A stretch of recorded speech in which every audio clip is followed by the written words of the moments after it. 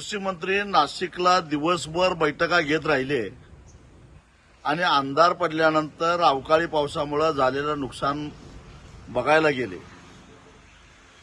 तिथं गेल्यानंतर किमान बॅटरी लावून नुकसान तरी बघायचं।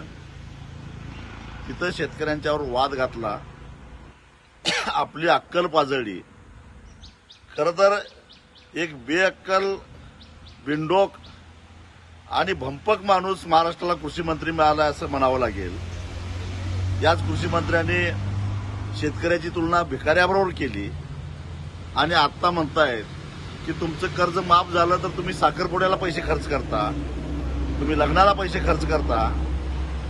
यांना एवढी अक्कल पाहिजे की शेतकऱ्याचं कर्ज सरकार भरणार आहे, ते बँकेत भरणार आहे, शेतकऱ्याच्या हातात येणार नाही। मुळामध्ये कृषी मंत्र्यांनी एकदा त्यांच्याच मंत्रालयाच्या अखत्यारीत असणाऱ्या कृषी विद्यापीठांची शेती तोट्यात का आहे याचा अभ्यास करावा, शेती महामंडळाची शेती तोट्यात का आहे याचा अभ्यास करावा आणि मग शेतकऱ्याचं अर्थशास्त्र समजून घ्यावं। हमी भावापेक्षा 1200 रुपये कमी किमतीमध्ये सोयाबीन विकायची वेळ आलेली आहे। यांच्याच कर्तृत्वामुळे यांची हिंमत नव्हती केंद्र सरकारला कांद्याचं निर्यात शुल्क कमी का करत नाही असं विचारायची। त्यामुळे शेतकऱ्याला केवढी मोल किमतीनं कांदा विकावा लागला। हरभऱ्याची अवस्था तीच झाली, हमी भावापेक्षा 400 रुपये कमी भावात हरभरा विकावा लागतोय। तुरीची अवस्था तीच आहे।